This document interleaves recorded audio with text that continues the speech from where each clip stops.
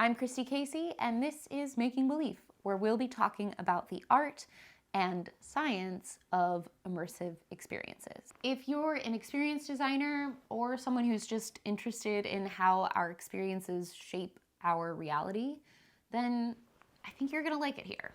Go ahead and hit that subscribe button and tap the bell icon so you get notified every time I post a new video.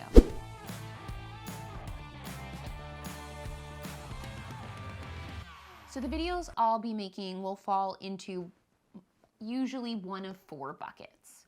The first one is analysis of experiences. Now these aren't going to be pure reviews. It's not about my personal opinion of the experience. The point is to analyze the design of the experience, what elements are effective or ineffective, and why, and what could make the experience more effective at whatever its goal is, whether that's to transport you into a different world or to create a sense of adventure or comfort or nostalgia. So the vast majority of experiences that I'll be talking about will fall under the umbrella of entertainment. Immersive theater, themed entertainment, i.e. theme parks, XR experiences, or experiential marketing, which I guess is sort of a gray area of whether you'd classify it as entertainment, but they are designed to be engaging and entertaining to guests. I also want to look at experience design from a little bit of a broader perspective and include experiences like travel or soul cycle or a church service or a yoga class. Any kind of experience where the host has put enough intentional design in that it transports the guest into a heightened state of mind or transports them in some way, perhaps literally if we're talking about travel. The second bucket that these videos will fall into is methodologies and techniques. So my specialty is in teaching acting and writing techniques for interactive experiences where guests are invited to play an integral, if not protagonist role in a fictional narrative. So you'll likely get more of that just because that's what I'm passionate about. But I've worked on many kinds of experiences and will definitely cover things that are a little bit more broadly applicable. I also want to cover the more practical considerations and talk about methodologies for the more behind the scenes aspects of production. My goal here is to make the industry more accessible to new creators and also demonstrate the breadth of my experience so that you might want to work with me. The third bucket is projects. So that might be behind the scenes footage of an immersive show that I'm working on.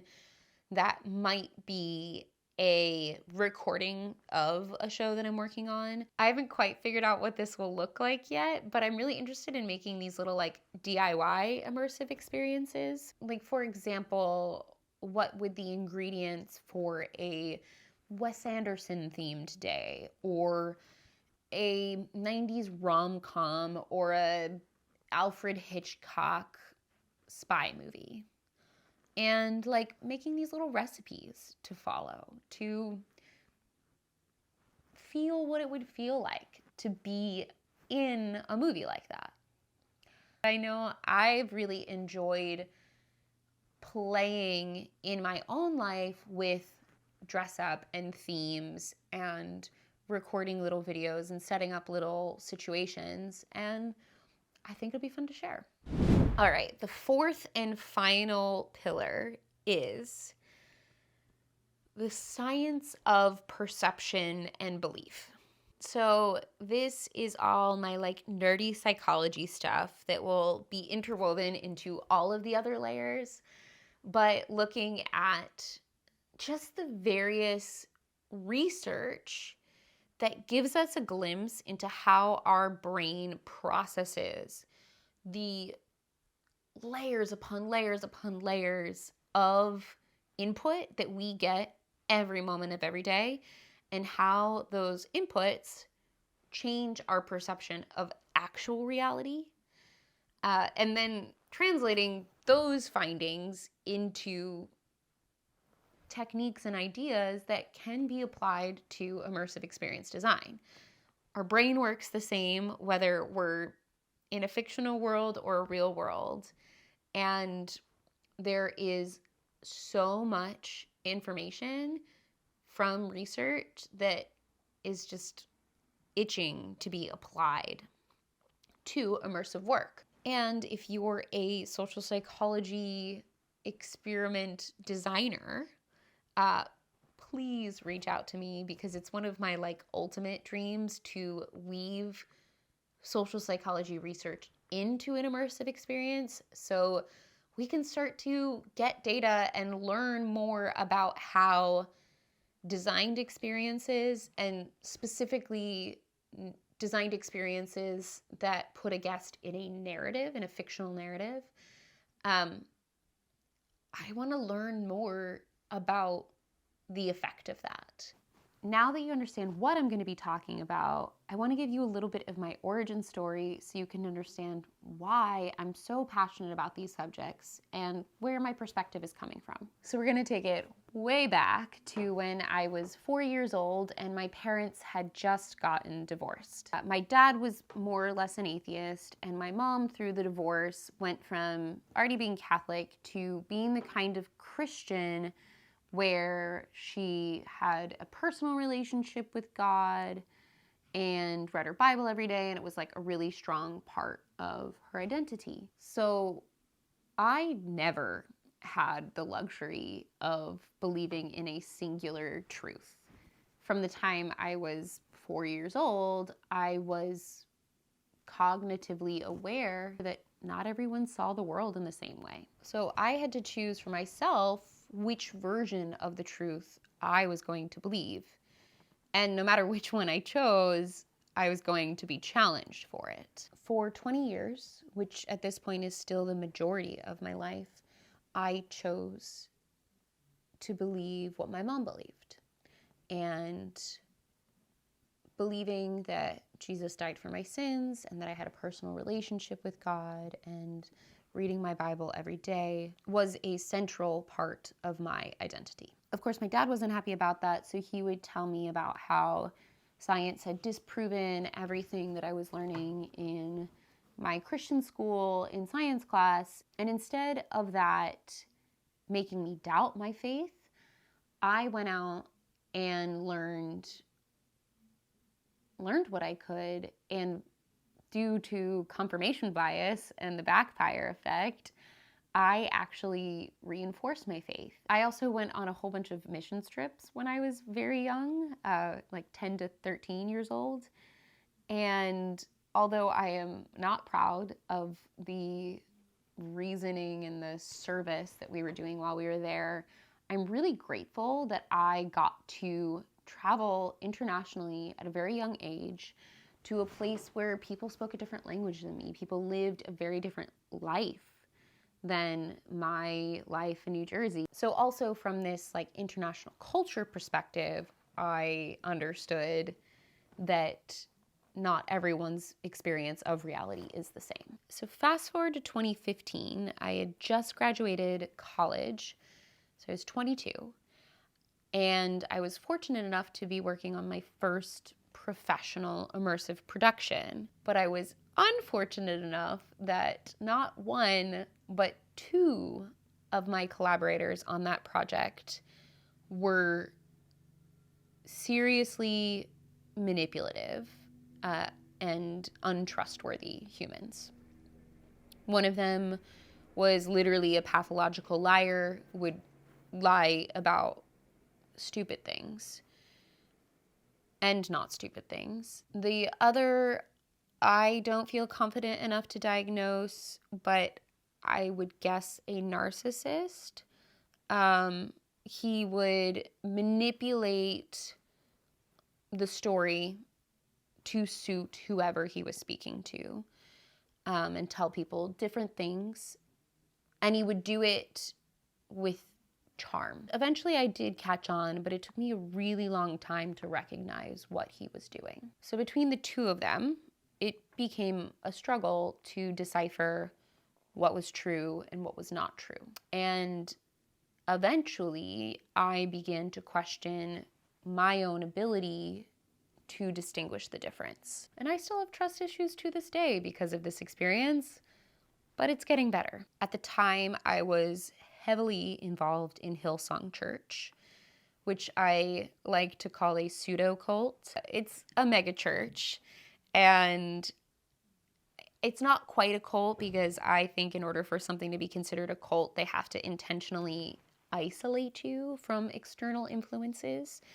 But I'd call it a pseudo-cult because they encouraged you to immerse yourself so deeply into church life that you wind up isolating yourself from external influences. Also, it was 2016, so we were in the middle of a presidential election that made it very clear that half of our country saw reality in a very different way than the other half of the country. So that was a major contributing factor to my questioning of reality as well. This was definitely not the first time that I had questioned my faith, but with my trust fractured from the experience working with those collaborators, and I was already feeling a bit frustrated and disillusioned with leaders not actually embodying what they preach at Hillsong. And then I read this book called You Are Not So Smart by David McCraney,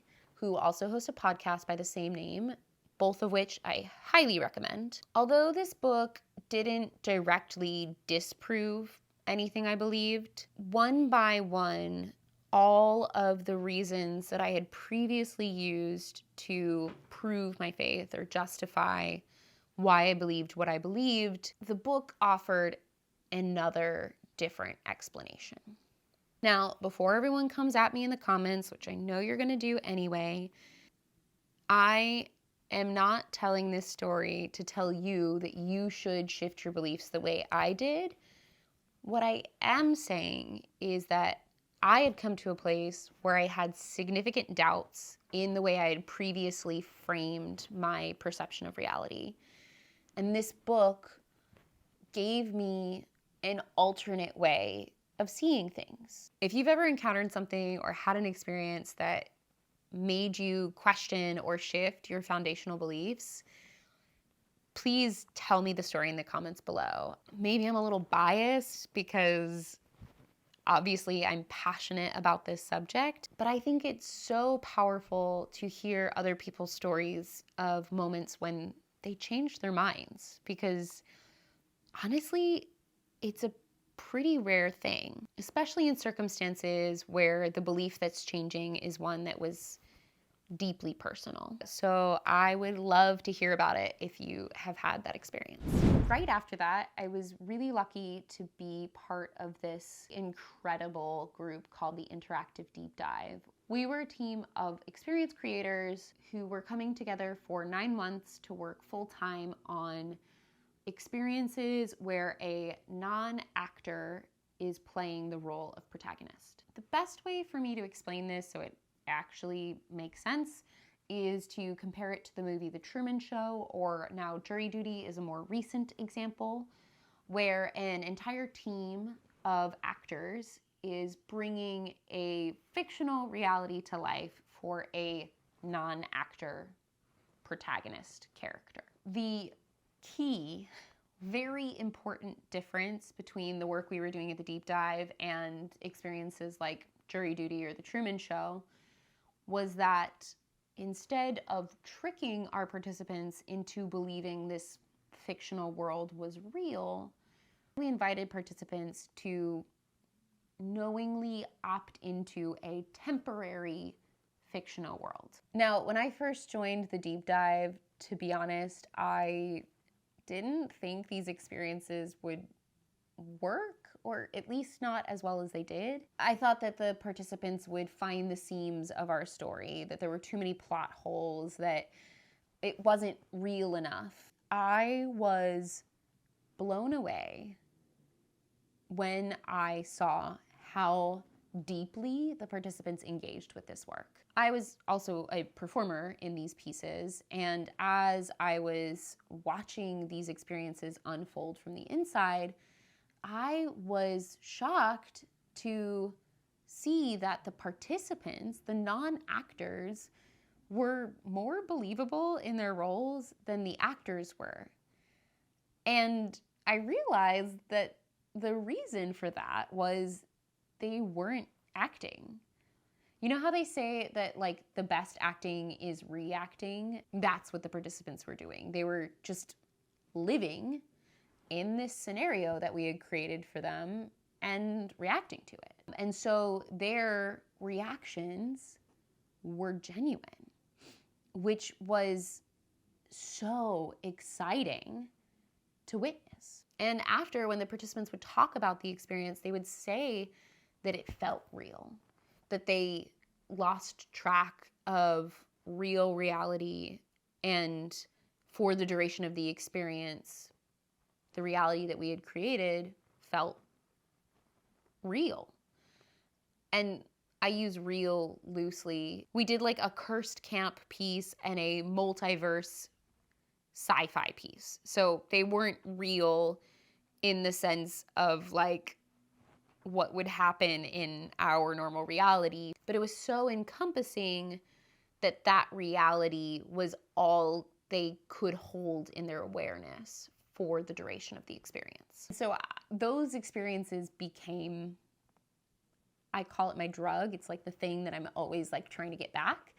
And it's difficult to produce that kind of work, so I haven't really gotten it back. But that is my passion and my goal, and I teach the techniques to do that so that I can eventually do that again. So as I was personally trying to reassemble some new perspective of reality and a new identity, really, I was creating these experiences where our participants were adopting a new reality and identity that they knew was fictional. Working with the deep dive and watching the way the participants engaged not only opened my mind to a world of possibility that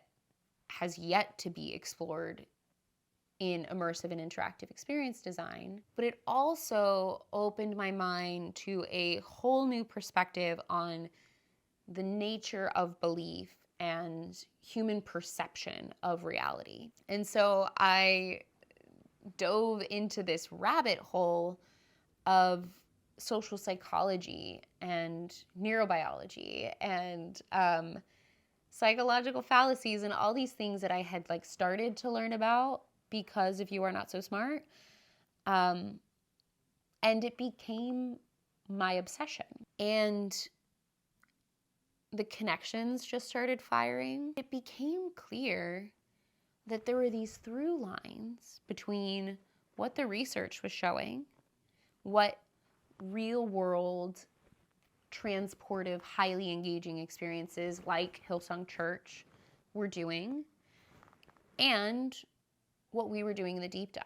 And that is how the idea of Making Belief was born. It's the intersection of my work as an immersive experience creator with my personal experience having a radical shift in my belief system. My eternal exploration of the gray area between fiction and reality. My quest to reclaim the power of belief while still maintaining a healthy dose of skepticism. Because I know from research and from personal experience that belief in and of itself is powerful, but I've also been burned by people I believed I could trust. So my focus for this channel will always be through the lens of experience design, but there is this strong undercurrent of looking at social psychology research and how that can inform our experience design practices and what that has to offer to enhance our experience design practices and our everyday lives. If you've watched this far, I hope that means that you liked it. So go ahead and hit that like button, and while you're at it, subscribe so you'll know every time I post a new video. I also expect it means that you're someone who I'd love to connect with because we nerd out over the same things. So I would love for you to start a conversation in the comments below.